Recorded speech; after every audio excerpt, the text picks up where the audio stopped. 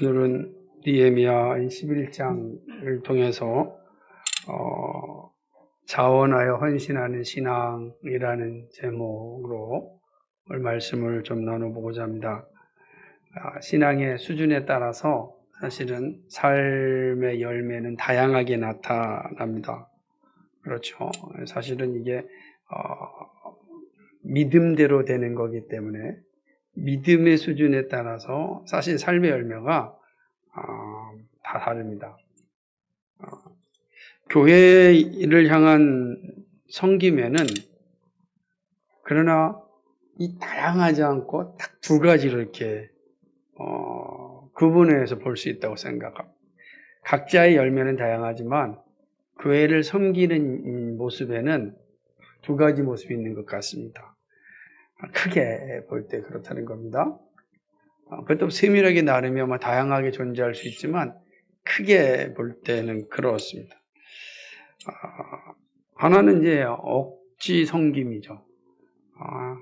꼭 억지로 섬기는 삶이 있다고 한다면 자원하여 섬기는, 그러니까 교회를 섬기는 데는 자원하여 섬기는 사람과 억지로 섬기는 사람. 이 억지로 섬기는 사람은 다양한 모습을 갖는데 사람들의 눈치를 좀 보고 자신의 명예를 생각하고 이런 걸 다 생각하면서 이거 안 하면 괜히 눈치 받을 것 같아 라고 하는 의식 가운데 이제 섬기죠. 그래서 자원하여 섬기는 사람은 전혀 다른 모습입니다. 이 사람은 이제 아직 기쁜 마음으로 그 일에 참여하는 거죠. 기쁨과 반대되는 용어를 제가 막 생각해 봤어요.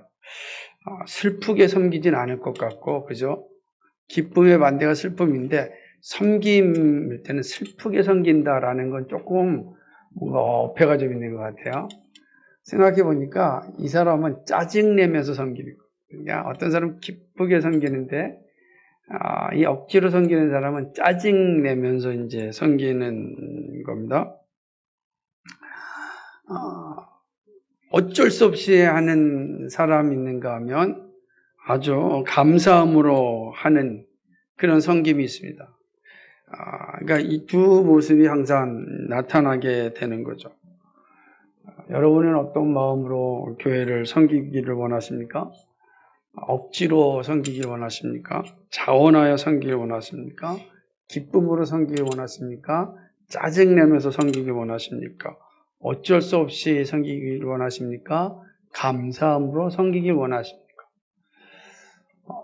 결국 하나님 앞에서 모두 각자가 선택해야 될 문제입니다.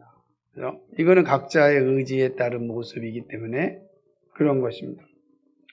우리가 하나님의 은혜를 받았다라는 표현에는 바로 어떤 의미가 포함되어 있냐면 자원하여 하나님을 섬깁니다. 교회를 섬깁니다. 기쁨으로 섬깁니다. 감사함으로 섬깁니다. 라는 의미가 포함되는 겁니다.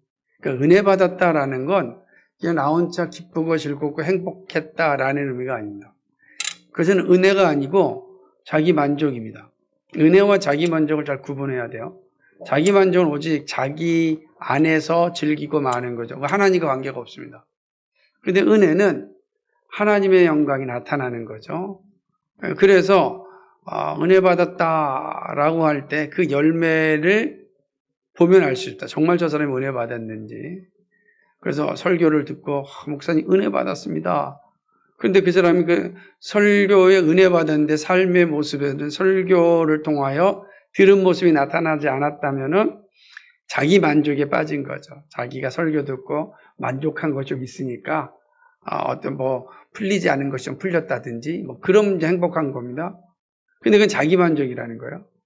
은혜는 아니라는 거죠. 그래서 은혜의 자리에 간다라고 하는 건 하나님의 영광이 나의 삶을 통하여서 나타날 때 우리가 그게 진정한 은혜다라고 할 수가 있는 것입니다. 오늘 본문은 그런 의미에서 이런 자원하여 헌신하는 자들의 아름다움이 무엇인지를 보여주고 있습니다. 느헤미야 11장은 예루살렘에 거주하는 사람들에 대한 기록입니다. 예루살렘은 거룩한 성입니다. 왜 거룩한 성입니까?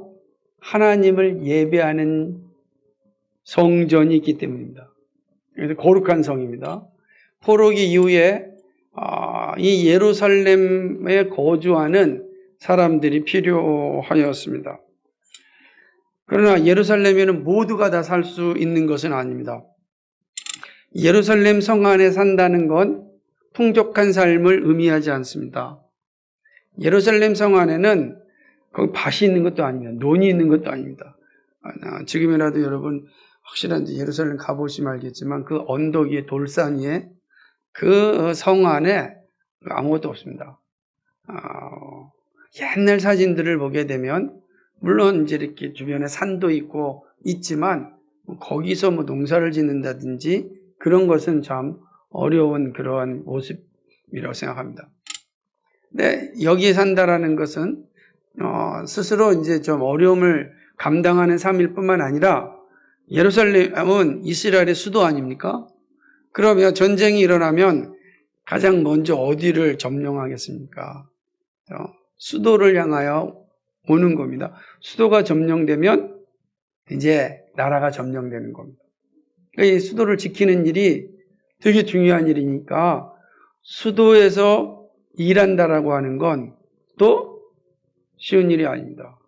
그냥 다른 곳에 살면 편안하게 자고 또 일어날 때 일어나고 할 수 있는 그 자유가 있지만 예루살렘을 지키려면은 정해진 시간들을 지켜야 됩니다. 24시간 파수꾼의 역할을 해야 되니까 그러니까 예루살렘 안에 산다라는 건 여러모로 어려움이 있는 겁니다. 편안함을 포기해야 됩니다. 풍족함도 사실 어떤 면에서 포기해야 되는 겁니다. 그러므로 이곳에서 산다라는 건 사실은 특별한 의미를 가질 수밖에 없습니다. 1절과 2절은 예루살렘에 거주하는 사람들이 어떻게 선정되었는지를 이제 보여줍니다. 우선 백성의 지도자들은 예루살렘에 남습니다. 1절을 보니까 백성의 지도자들은 예루살렘에 거주하였고 여기에 누가 들어가겠습니까? 느헤미야가 들어가겠고 또 누가 들어가겠습니까? 에스라가 들어가겠죠? 스룹바벨도 여기에 이제 들어갈 거예요. 이 백성의 지도자들은 일단은 다 예루살렘에서 거룩한 성을 지키는 일을 하게 됩니다. 그런데 지도자들만 갖고는 예루살렘 성을 지키지 못하지 않습니까? 군사도 있어야 되고 또 성전을 지켜야 되는 사람들도 있어야 되지 않겠습니까? 오늘 우리가 읽은 내용들이 그런 내용입니다. 2절을 보면 이렇게 기록됩니다. 한번 읽어볼까요? 자, 한번 읽어보세요. 참 재밌는 표현인데 1절 하반절에 그 남은 백성은 제비 뽑아 10분의 1은 거룩한 성 예루살렘에서 거주하게 하고 그 10분의 9는 다른 성읍에 거주하게 하였으며 그러니까 10분의 1은 예루살렘에 남는 겁니다. 10분의 9는 이제 자기 성읍으로 돌아갑니다. 10분의 1입니다. 우리가 11장에서 보면 이스라엘 백성들이 돌아온 후에 성전을 지키기 위해서 이들이 자신들의 소득의 11조를 하나님께 드렸습니다. 그래서 성전이 유지될 수 있도록 한 것입니다. 되게 중요하죠? 근데 이제는 성전의 11조로 끝나는 것이 아니라 이제 자기 지파 중에서 10분의 1을 또 하나님께 헌상합니다. 물질도 헌상하고 그리고 사람도 헌상하여서 거룩한 성 예루살렘을 지키는 일을 하게 되는 것입니다. 그게 얘기입니다. 그런데 이 10분의 1이 어떻게 선정되었습니까? 제비 뽑아서. 구약에서는 대부분 이제 제비 뽑아서 하나님의 일을 이제 확인합니다. 제비를 뽑는 겁니다. 다시 말하면 여기에 남아 예루살렘에 남기로 한 사람들은 제비 뽑아서 뽑혀진 사람이야. 10분의 9는 제비를 뽑지 않아서 이제 자기 성읍으로 돌아간 사람들입니다. 적박합니다. 또 경계병으로 군인으로 역할을 해야 됩니다. 풍족한 삶을 살 수도 없을 겁니다. 그런데 뽑혔습니다. 여러분 어떻겠습니까? 뽑히면 원통하고 원망스럽고 내가 무슨 죄가 있길래 뽑혔는가 라고 생각할 수 있을 겁니다. 근데 그러지 않습니다. 본문에 그 어떤 내용도 기록되어져 있지 않습니다. 오히려 2절에 보면은 이런 내용이 기록되어 있습니다. 2절 읽어볼까요? 시작. 예루살렘에 거주하기를 자원하는 모든 자를 위하여 백성들이 복을 빌었네. 이 성경의 기록이 뭐죠? 자원하였다. 그러니까 제비 뽑았는데 제비 뽑은 사람들이 사실은 그 뽑힌 것에 대하여 어떤 마음을 가졌다는 거예요? 감사함을 가졌다. 기뻐했다는 거예요. 그 자원하였다는 표현. 뽑힌 건데 성경은 자원한 사람으로 이야기합니다. 물론 지도자들은 자원하였죠. 그리고 제비 뽑힌 사람들도 자원하였다라고 말씀하고 있는 것을 이제 보게 되는 것입니다. 우리 잠언 16장 33절에 보면은 제비는 뽑아도 일하시는 이는 하나님이시다 라고 기록되어 있듯이 이들이 하나님의 일하심에 순종하였습니다. 자발적으로 헌신하였다. 하나님이 나를 뽑으셨다 이렇게 생각한 겁니다. 그래서 성경을 자원하였다 이렇게 말해요. 하나님이 나를 뽑으셨구나. 그래서 내가 이 일을 하게 하셨구나. 사랑하는 여러분, 여러분들이 자원하여서 봉사의 신청서를 내기도 합니다. 근데 또 내지 않은 사람들도 있어요. 그래가지고 그 분들한테 봉사의 영역을 맡겼습니다. 기분이 어떻습니까? 이때 이 기분이 정말 기쁘고 감사해야 됩니다. 하나님께서 나에게 필요한 부분이 있어서 이 부분을 허락하셨구나. 나를 세우셨구나. 라고 하는 거. 그것이 자원한다라고 하는 겁니다. 그러니까 이렇게 자원하는 자들을 위하여 뽑히지 않은 백성들이 복을 빕니다. 기도하였다는 거죠. 저들이 예루살렘 성에서 항복할 수 있도록, 그죠? 그들의 삶이 어려움 겪지 않도록, 건강하게 그 일을 잘 감당할 수 있도록, 그래서 하나님께로부터 충만한 복을 받을 수 있도록 기도. 하나님께 복 받은 게 최고의 복 아니겠습니까? 근데 나머지 10분의 9가 10분의 1을 위하여 기도하는 겁니다. 그럼 그 10분의 9도 어떤 마음이라는 거예요? 자기도 제비 뽑아 예루살렘 성에 있기를 원하기. 그 마음을 의미하는 겁니다. 왜냐하면 예루살렘이 작기 때문에 모두가 다 살 수가 없어요. 다 흩어져야 돼요. 그래야지만 예루살렘의 성 안에 있는 사람들을 또 이 모든 것을 공급할 수 있기 때문입니다. 그들이 밖에 나가서 열심히 일을 하고 그리고 농사를 짓고 또 이렇게 목동을 하면서 그들이 소산의 11조를 예루살렘으로 보내야 예루살렘에 있는 사람들이 살 수가 있는 겁니다. 그러니까 예루살렘 안에 있는 공동체나 예루살렘 밖에 있는 공동체나 하나입니다. 예루살렘 밖의 공동체가 게으르면 예루살렘 안의 공동체가 피폐해지는 겁니다. 그럼 거룩한 성이 온전히 지켜지지 않게 되면 결국 그 여파는 성 밖에 있는 사람들의 영혼의 문제도 일으키는 겁니다. 그러면 두 공동체가 함께 일어나는 거예요. 함께. 그 사실을 보여주고 있는 것이죠. 특별히 이제 1절을 보기에는 백성의 지도자들이 예루살렘에 거주하였다라고 이야기하는 것을 보게 되는 것입니다. 이 지도자들은 요엘과 유다입니다. 그죠? 이들의 모습을 잘 보게 되면은 9절에 보게 되면은 요엘과 유다는 베냐민 지파를 감독하였습니다. 그러니까 요엘과 유다는 어디 있다는 거예요? 지금 예루살렘에 남아있는 지도자예요. 9절 보게 되면은 그렇죠? 그리고 14절을 보게 되면 삽디엘이 나옵니다. 삽디엘은 제사장들의 감독이었습니다. 제사장들의 감독이 삽디엘도 어디 있는 겁니까 지금? 예루살렘 성에 남아 있습니다.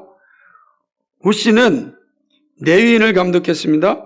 22절을 보게 되면 노래하는 사람들 또 레위인들을 감독하였던 사람입니다. 그러니까 이 루시도 어디 있습니까? 예루살렘 성에 있다라고 하는 것입니다. 예루살렘에 거주하는 백성은 거룩하게 구별된 존재로서 하나님을 섬겼습니다. 제비 뽑아 선정된 자들이었지만 그들은 기쁨과 자원하는 마음으로 예루살렘을 남았고 또 성전을 섬겼고 예루살렘 성을 지켰던 것입니다. 이 모습은 정말 이스라엘 공동체의 아름다움을 잘 보여주는 겁니다.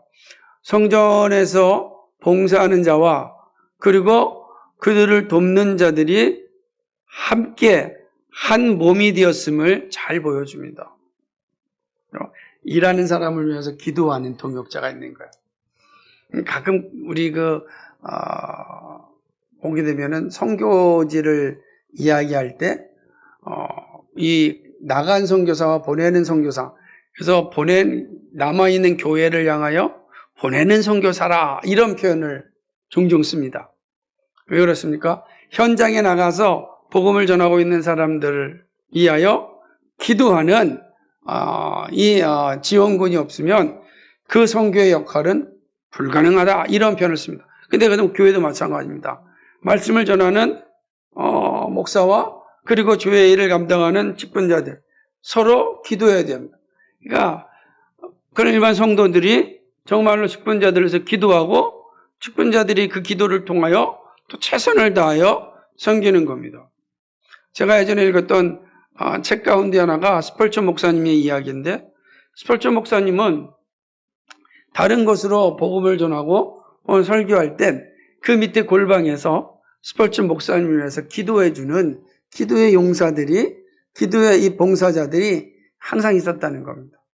그들이 항상 설교자를 위해서 기도하였기 때문에 그 설교자 스펄전은 어디를 가든지 자신이 하나님께 받은 그 사명을 감당할 수 있었다, 이런 이제 이야기를 기록한 책을 읽어봤습니다. 이 매우 중요한 의미를 담고 있습니다. 그러니까 지금 이 본문이 그런 거죠.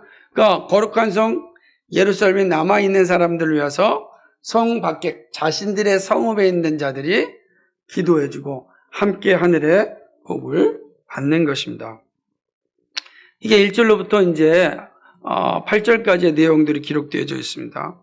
그리고 2절까지 내용을 살펴보고 3절로부터 19절까지는 유다와 베냐민 지파 사람들의 기록이 이제 쭉 기록됩니다. 예루살렘에 거주한 대부분의 사람들은 유다와 베냐민 지파 사람입니다. 이들이 주로 유다 성읍에 거주하였습니다. 4절을 보게 되면은 한번 읽어볼까요? 4절 시작. 예루살렘에 거주한 자는 유다 자손과 베냐민 자손 몇 명이라 그랬습니다. 그러니까 이 예루살렘에 거주한 사람이 누군가? 바로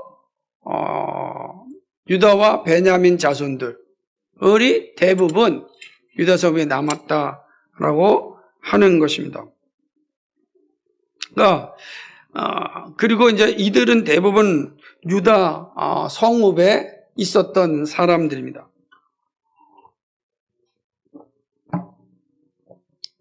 (4절과 6절을 이렇게 보게 되면은 이제 유다 지파 사람들에 대한 내용이 나오는데, 유다 지파 사람들은 총 한 468명이 이제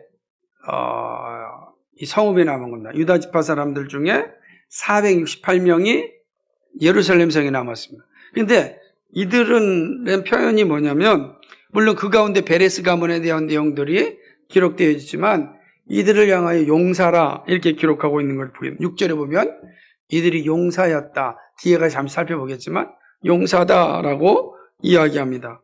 그리고 7절로부터 9절을 보게 되면은 베냐민 지파 사람들이 몇 명입니까? 928명입니다.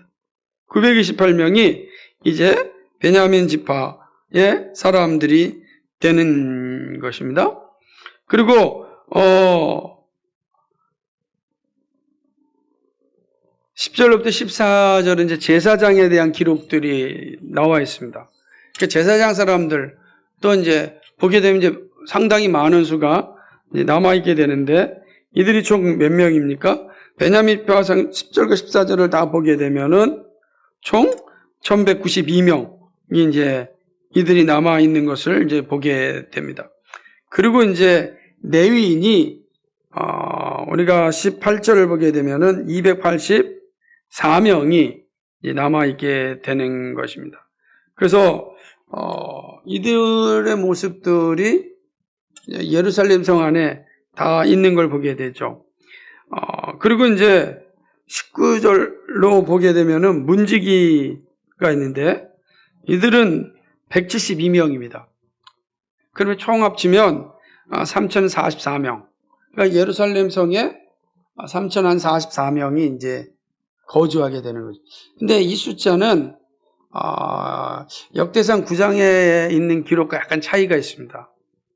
우리가 지금 물론 이제 차이에 대한 해석도 가능하고 충분히 그 문제를 해석할 수 있지만 반면에 어떤 문제 같은 경우는 어느 곳에서도 그 상황을 찾아볼 수 없는 왜 이런 차이가 났을까 아직까지 찾을 수 없는 그런 내용도 있습니다. 대표적인 게 이 문지기 숫자입니다. 172명의 숫자가 차이가 많이 나는 것은 이제 보게 됩니다.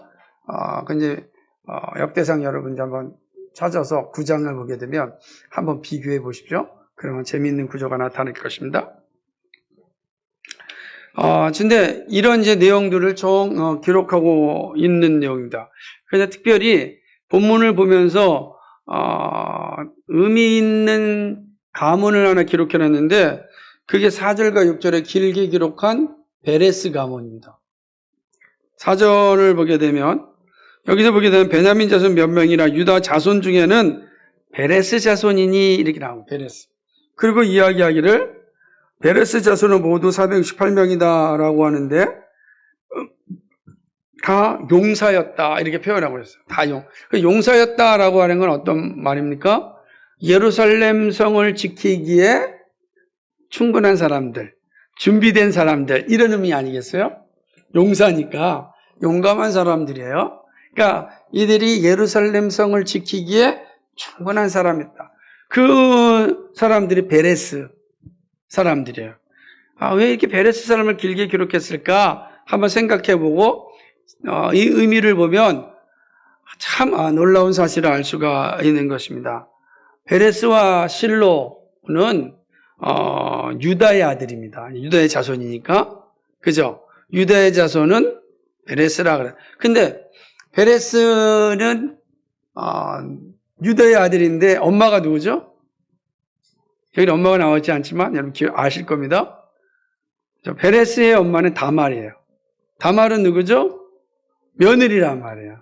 그러니까 유다와 며느리 사이에서 나온 자식이 바로 이 베레스와 실로란 말이에요.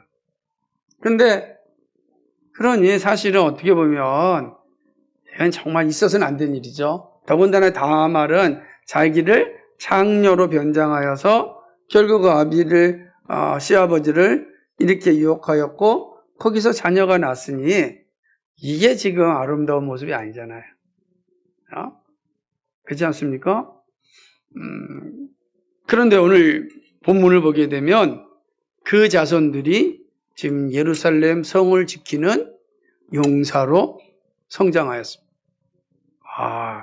그러니까 바벨론에서 이제 귀환한 사람들이 대부분 유다와 이 베냐민 지파 사람들이란 말이에요. 그러니까 이들 가운데 베레스 사람들을 하나님께서 특별히 기록하였고 그들을 향하여 용사였다라고 이제 기록한 겁니다. 그 의미가 있죠. 그들이 가문으로 보거나 그 태어남의 과정을 볼 때는 부끄러운 거예요. 그런데 역사의 현장이 현실에서는 가장 존귀한 존재로서 이스라엘을 지키는 용사가 된 겁니다. 하나님의 은혜가 이들에게 임하였을 보게 되는 거죠. 우리는 잘 생각해. 이들이 잘해서 어떤 은혜를 받은 게 아니라 하나님의 은혜가 이들로 하여금 용사가 되게 하심인 겁니다. 용사가 되게 하신 겁니다. 하나님의 은혜가 그렇게 만들었다라는 것을 항상 기억해요. 은혜가 임하여서 용사가 되었고 용사로서 자원하여 예루살렘 성을 지키는 일에 헌신하였다. 이 사실을 보여준다라고 하는 것입니다. 매우 중요한 의미를 담고 있다라고 하는 것입니다. 그리고 이제 10절에 14절을 한번 다시 보게 되면 6가문에서 제사장들이 나오게 되는 것입니다. 이들은 여디야, 야긴, 스라야, 아다야, 아마세 등인데 이들은 역대상 9장에 기록되어지는 9절과 13절에 기록된 그들과 같은 제사장. 이름이 약간 차이가 나지만 같은 이름이라고 이제 볼 수가 있는 겁니다. 문지기 지도자는 악국과 달몬 2명이고 총 172명이죠. 근데 이거 아까 말씀드렸듯이 역대상 9장에 보게 되면 212명으로 기록되어졌어요. 상당히 많이가 차이 나서 다른 차이보다 이 차이가 많이 납니다. 네이 사람들 차이도 많이 나요. 그런데 네이 사람들 차이는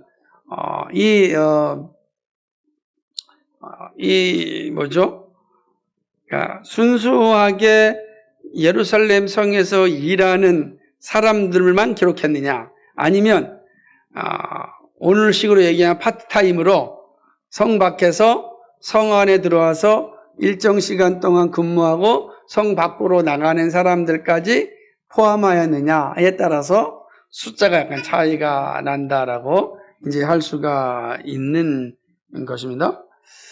이 내용들이 이제 21절까지의 모습이라고 할 수가 있습니다. 14절까지. 그리고 이제 우리가 보면은 15절로부터 24절까지의 이제 내용을 좀 볼 수가 있습니다. 여기는 이제 이스라엘의 레위 사람들에 대한들이 기록되어져 있고 그들 가운데 기도 인도하는 자, 여기 보게 되면 17절에 보게 되면은 아삽의 중손 삽디의 손자 미가의 아들 마띠냐이니 그는 기도할 때 감사하는 말씀을 인도하는 자가 되었고, 아마 얘가 어렸을 때부터인데 잘 성장하여서 말씀을 인도하는 자가 되었다라고 하는 겁니다. 그리고 19절에 성문지기가 있고 22절에는 노래하는 자들, 아삽의 자손 중에 또 노래하는 자들도 있습니다. 그러니까 다 레위인들이죠.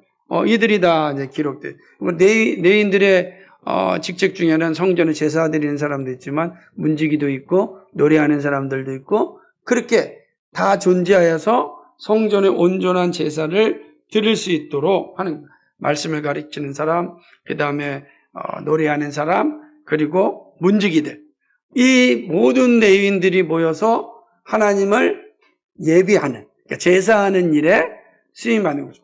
그러니까 이들이 없으면 제사가, 하나님께 드리는 제사가 온전하게 드릴 수가 없는 겁니다. 찬양하는 사람도 있고, 그리고 또 말씀 가르치는 사람이 있고, 그리고 성전 문을 열고 닫는 모든 이 레위인들이 자기의 일들을 잘 감당해야만 온전하게 예배가, 제사가 이루어진다라고 하는 것입니다.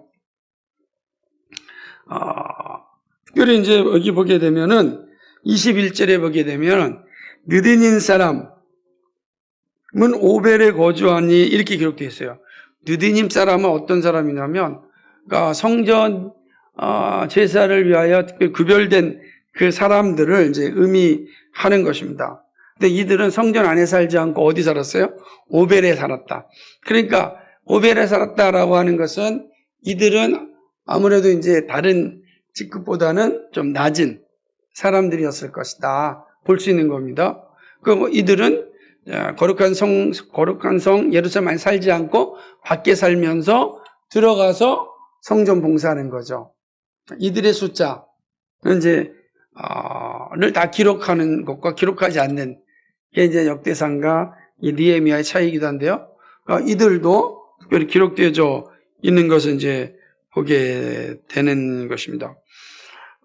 우시는 노래하는 자들인데, 특별히 이들은 당시의 페르시아 왕이었던 아닥사스다 왕의 특별한 총애를 받았습니다. 그 어떤 총애를 받았는지 몰라요. 그러면 23절에 보면 이는 왕의 명령대로 노래하는 자들에게 날마다 할 일을 정해주었다. 이렇게 기록된 건 보니까 아닥사스다 왕이 이 노래하는 사람들을 특별히 관심을 가졌다라고 할 수가 있습니다. 그리고 이제 24절에 아주 재미있는 내용은 이 부다히라고 하는 사람이 나오는데, 부다히는 어떤 사람이냐면 예루살렘 성 안에서 일어나는 일들을 페르시아 왕에게 보고하는 직책을 가진 사람. 그러니까 이런 내용까지 오늘 보면 다 기록되어 있어요. 그러니까 이런 사람 어디 있는 사람들이에요? 예루살렘 성 안에 있는 사람들. 여기까지. 예루살렘 성 안에 있는 사람들의 내용이 24절까지 기록되어 있습니다. 그리고 25절에서부터 마지막 절까지는 성 밖에 있는 사람들을 이제 기록하고 있는 것을 보게 되는 것입니다. 이들 중에 지금 이스라엘 포로 후기에 이스라엘의 경계는 브엘세바에서 그리고 사마리아까지, 남쪽으로는 브엘세바, 에돔 지역입니다. 에돔 지역인 브엘세바에서 북쪽인 사마리아까지가 포로의 경계예요. 그 내용입니다. 그래서 남쪽에는 남쪽에 있는 성읍, 북쪽에 있는 성읍에 흩어져서 이제 살게 되었는데, 남쪽에는 17개 성읍 존재하고 북쪽에는 15개 성읍에 다 흩어져서 이제 이들이 살았습니다. 각 곳에 흩어졌죠. 그리고 일부는 유다에서 거주하였던 레위인 가운데 그 일부는 베냐민 지파에 합류해 살겠다. 베냐민 지파가 주로 어디 살았냐면 사마리아 인근 지역에 살았고, 유다 지파는 주로 어디 유대는 다 어디 살았냐면은 이제 브엘세바, 예루살렘을 중심으로 해서 남쪽에 살았고, 베냐민 지파는 예루살렘을 중심으로 해서 북쪽에 이게 살았습니다. 그래서 양쪽으로 다 흩어져서 살게 되었고, 아까 말씀 3,044명만 예루살렘 성 안에서 이제 살게 된 것입니다. 본문은 이렇게 포로기 이후에 이스라엘 백성들이 예루살렘을 지키고 이스라엘 전 지역에 성읍에 흩어져서 정착한 모습을 기록하고 있습니다. 이 기록을 자세히 남긴 이유가 다시는 이 거룩한 성 예루살렘이 이방인들에게 빼앗기지 않고 파괴되지 않고 거룩한 성을 우리가 지키고 거룩한 성전을 온전히 지켜서 하나님을 영화롭게 하는 일에 우리가 힘을 다하자. 두 번 다시 조상들이 겪었던 그 처참하고 슬픈 그 역사는 반복하지 말자라고 하는 그 모습이 담겨 있는 겁니다. 그래서 1절과 2절에 그 내용을 시작하고 나머지 모양을 통하여서 그 내용을 가르치고 있는 것이죠. 이스라엘이 사는 길이 어디에 있냐면 그것은 거룩함을 지키는 일입니다. 거룩한 성을 지키는 건 거룩함을 지키는 거예요. 왜요? 이스라엘이 멸망한 이유가 무엇입니까? 거룩함을 상실하였기 때문입니다. 우상숭배를 하였죠. 공의와 정의를 지키지 않았습니다. 그러므로 결국 예루살렘은 멸망하였고 하나님께 버림받았습니다. 예루살렘이 사는 거, 이스라엘이 사는 거는 거룩을 지키는 것인데 거룩의 핵심은 예루살렘이에요. 예루살렘 성전입니다. 그러니까 예루살렘 성전을 지키고 성전의 거룩함을 유지할 때 이스라엘은 하나님이 지켜주신 가운데 살 수 있다. 이 사실을 분명하게 보여주는 겁니다. 근데 이것은 이스라엘 백성들에게 분명한 도전이 되었을 것입니다. 그리고 동시에 이 말씀은 우리에게도 같은 도전을 주고 있고 교훈을 주고 있습니다. 여러분은 이 자세한 내용들의 기록을 통해서 말씀하시는 하나님의 뜻이 무엇이라고 생각합니까? 오늘 본문이 우리에게 가르치는 교훈이 어디 있다고 생각합니까? 본문은요, 우리가 본문을 잘 이해하고 묵상하면 그 의미를 통하여서 우리에게 가르쳐주는 구속사적인 중요한 의미가 있습니다. 가르침이 있습니다. 첫째는 자원하여 헌신한 성도들로 교회는 유지된다는 사실입니다. 오늘날 교회가 존재하고 주님 맞이할 수 있는 그런 자격을 가지려면 자원하여 헌신하는 성도들이 있어야 됩니다. 우리가 하나님의 은혜를 받았다. 그것은 하나님의 교회를 자원하여 헌신하는 그런 삶을 산다라는 의미인 것입니다. 하나님의 은혜가 우리에게 임할 때는 자기 만족에 빠지는 것이 아니라 하나님의 교회를 유지케 하는 것입니다. 어떻게 유지케 합니까? 거룩한 교회로. 거룩한 교회로 세워지게 하는 겁니다. 그러면 오늘날 교회가 무너지고 사라지는 길은 어디에 있다고 생각합니까? 언제 교회가 무너질까요? 언제 교회가 사라질까요? 동일합니다. 교회가 거룩함이 상실되면 교회는 무너집니다. 사라집니다. 아무리 화려한 외관을 가지고 있다 할지라도 수많은 사람들이 모여 있다 할지라도 교회가 거룩함을 상실하면 교회는 이 땅에서 사라집니다. 여러분 생각해 보십시오. 하나님이 선택한 민족이었고 하나님이 낮에는 구름 기둥으로 밤에는 불 기둥으로 인도하여 주셨던 이스라엘이었습니다. 그런데 한순간에 나라가 망하였습니다.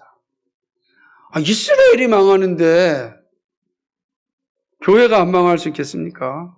이스라엘도 망하는데 그렇지 않습니까? 그러니까 이 하나님의 교회가 건강하게 세워지고 주님 맞이하는 교회로 흔들림 없이 존재하려면 거룩해야 됩니다. 거룩함을 힘써야 되는 것이죠. 거룩함을 힘써야 돼요. 이 거룩함은 누구를 통하여 나타납니까? 자원하여 헌신하는 성도들의 모습을 통하여 교회의 거룩함이 유지되는 겁니다. 목사가 바르게 설교하고 장로와 집사가 직분에 합당하게 살아가고 그럼 거룩함이 유지되는 겁니다. 그러지 않고 자기 욕망과 자기 소견에 따라서 신앙생활을 하게 되면 교회는 거룩함을 볼 수가 없는 겁니다. 거룩함의 가장 큰 대적은 자기 욕망, 자기 소견에 따라서 살아가는 겁니다. 거기엔 거룩함이란 존재함이 없습니다. 그러면 그 교회는 반드시 사라집니다. 하나님께서 촛대를 옮기신다는 거예요. 촛대를 옮기는 것입니다. 그죠? 그 사실을 기억해야 되는 겁니다. 촛대를 옮긴다. 오늘 그 사실을 보여드린 겁니다. 그리고 주님 맞이하는 교회가 되려면 정말로 자원하여 헌신한 성도들이 거룩함을 지켜야 되고 거룩함을 유지해야 되는 것입니다. 그러면 그 교회가 어떠하든지 간에 그 교회 외관이 어떠하든지 간에 상관없이 주님 맞이하는 교회로 쓰임 받게 됩니다. 그게 오늘 본문이 우리 분명히 보여주는 것입니다. 이들이 자원하여 거룩한 성 예루살렘을 지켰습니다. 그들이 자원하여 거룩한 성 예루살렘을 지킬 때까지는 예루살렘 무너지지 않습니다. 그러나 그들이 자원함이 사라지고 거룩함이 상실되어지면 그 예루살렘은 더 이상 의미가 없는 겁니다. 하나님이 세우신 성전 자체가 의미가 없는 겁니다. 사라지죠. 마찬가지입니다. 오늘 교회가 그렇고요. 그리고 우리 안에 거하시는 성령이 거하신 성전된 우리들도 주님 맞이할 수 있으려면 자원하고 헌신하여 거룩함을 지켜야 되는 겁니다. 그것이 교회가 사는 길이다. 이 사실이죠. 이것이 오늘 우리가 주는 교훈입니다. 사랑하는 성도 여러분, 정말 여러분은 하나님 나라를 위하여서, 교회를 위하여서 정말 자원하여 헌신하고 있습니까? 정말 자원하여 헌신하기를 소망합니까? 여러분 기도하셔야 됩니다. 주님 오실 때까지 내가 억지로 혹은 만족함이 없는 자세로 하는 것이 아니라 짜증내는 자세로 하는 것이 아니라 자원하여 헌신함으로 하나님의 나라와 교회를 지키는 자가 되게 해달라고 기도하셔야 됩니다. 성령께서 여러분과 함께하기를 간절히 소망합니다. 두 번째는요, 하나님은 준비된 예배를 기뻐하십니다. 오늘 본문을 보면은 특별히 이제 11장 15절로부터 그리고 24절까지 내용을 보게 되면 하나님께서 제사장 가운데 말씀을 가르치는 사람들, 그리고 문지기들, 그리고 노래하는 사람들, 그리고 앞에 제사장들 다 준비합니다. 그러니까 성전을 지키고 하나님의 예배, 하나님의 성전이 거룩한 성전이 되기 위하여서 이들은 철저하게 준비하였습니다. 예루살렘도 그렇게 준비된 거예요. 그 사람 예배할 때 준비된 이들이 다 일어나서 하나님께 제사를 드렸습니다. 이건 오늘 우리에게 동일한 거죠. 왜냐하면 그렇게 준비된 제사만을 하나님이 받으셨어요. 오늘 우리에게도 마찬가지입니다. 예배가 하나님의 뜻에 합당하게 준비될 때 하나님이 예배를 받으시고 영광을 주신다라고 하는 사실입니다. 이 사실을 기억해야 됩니다. 그래서 하나님은 너희가 예배할 때 신령과 진리로 예배하라 하는 것도 여기에 있다고 하는 것입니다. 그래서 준비된 예배를 기뻐하신다.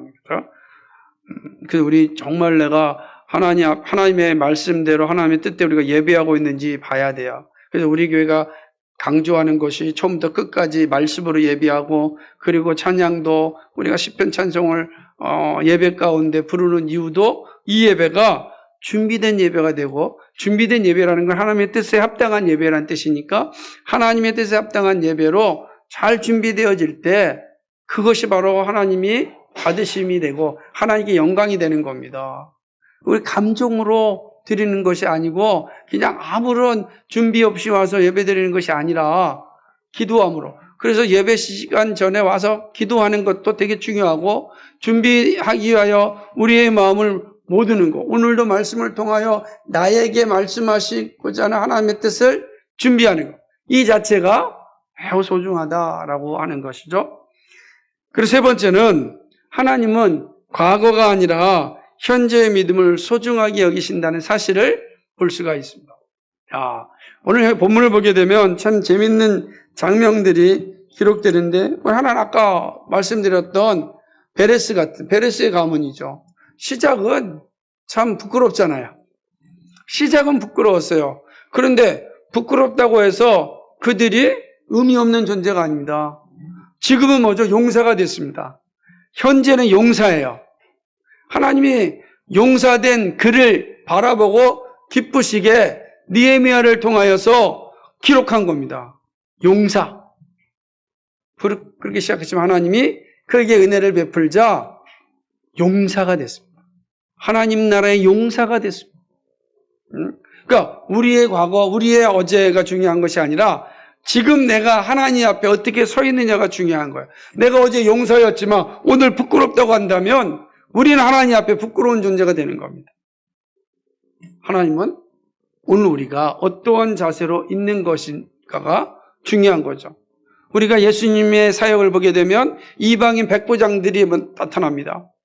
그들은 이방인들이었어요. 유대인 밖에 있는 사람들이었어요. 구원 밖에 있는 사람들이었어요. 과거의 모습은 그런 겁니다. 그런데 예수님 앞에 나와서 믿음으로 고백할 때 예수님이 그들을 보고서 이스라엘 중에 이만한 믿음을 본 적이 없다라고 이야기하는 사람들입니다. 백부장들의 믿음이 그런 거예요. 이방인들의 믿음이 오늘 시점에서 하나님께 영광이 되는 겁니다. 하나님은 현재의 믿음을 소중하게 여깁니다. 17절에 봐도 그렇죠. 우리가 볼 때 그 마따나이 같은 마따냐, 이 이름이 참 어려워. 마따냐. 마따냐 같은 사람도 그렇지 않습니까? 그는 기도할 때 감사는 말씀을 인도하는 자가 되었다라고 하는 거예요. 되었고 준비되죠? 그는 말씀을 인도하는 자가 되었고 기도할 때 기도함으로 그 자리에 오게 된 겁니다. 하나님께서 지금 그를 그렇게 사용하십니다. 그가 말씀을 인도하는 자가 되었다. 지금의 모습이 존귀한 거죠. 사랑하는 여러분, 항상 신앙은 현재형입니다. 신앙은 현재형이에요. 과거에 나는 이렇게 살았다. 그건 의미가 없다는 거죠. 오늘, 지금 내가 이렇게 살고 있느냐가 중요한 겁니다. 오늘이 있어야 내일이 아름답게 오는 거예요. 내일은 사실 우리의 것이 아니잖아요. 하나님이 주셔야만 내일이 나의 것이 되잖아요. 오늘 나에게 주셨지만 내일은 하나님이 주셔야 되는 거예요. 그러므로 신앙은 오늘이에요. 오늘 내가 하나님 앞에 바르게 살 때, 믿음으로 살아갈 때 하나님이 우리를 존중히 여겨주십니다. 그렇죠? 현재의 믿음을 소중하게 여기신다는 사실을 기억해야 됩니다. 예. 오늘 이 예루살렘 성 안에 거하는 이들의 모습을 통하여서 이스라엘 백성들이 가지고 있어야 될 이스라엘 백성이 주었던 그 은혜를 또 오늘 우리 시대에 우리에게 주시는 하나님의 은혜로 우리가 받았습니다. 그리고 우리에게 주시는 그 은혜를 생각해 보았습니다. 사랑하는 여러분, 말씀 가운데 주신 은혜가 여러분 가운데 잘 심겨지기를 간절히 소망합니다.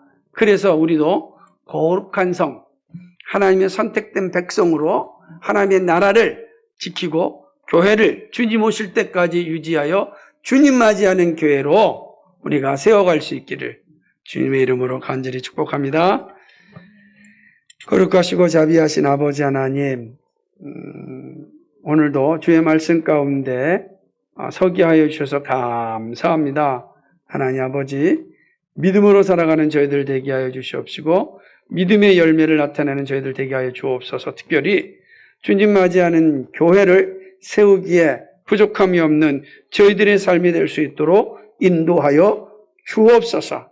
하나님, 오늘 주신 말씀을 잘 기억하고 자원하여 헌신하는 그런 신앙이 될 때 정말로 교회는 건강하게 유지될 수 있음을 보았습니다. 특별히 거룩한 그런 삶이 거룩한 교회를 세우고 하나님을 주님 오심을 맞이하는 복된 교회가 됨을 다시 한번 살펴보았습니다. 거룩한 교회를 세워나가는 우리 모두가 될 수 있도록 은혜 베풀어 주옵소서. 감사드리며 예수 그리스도의 이름 받들어 기도하옵나이다. 아멘.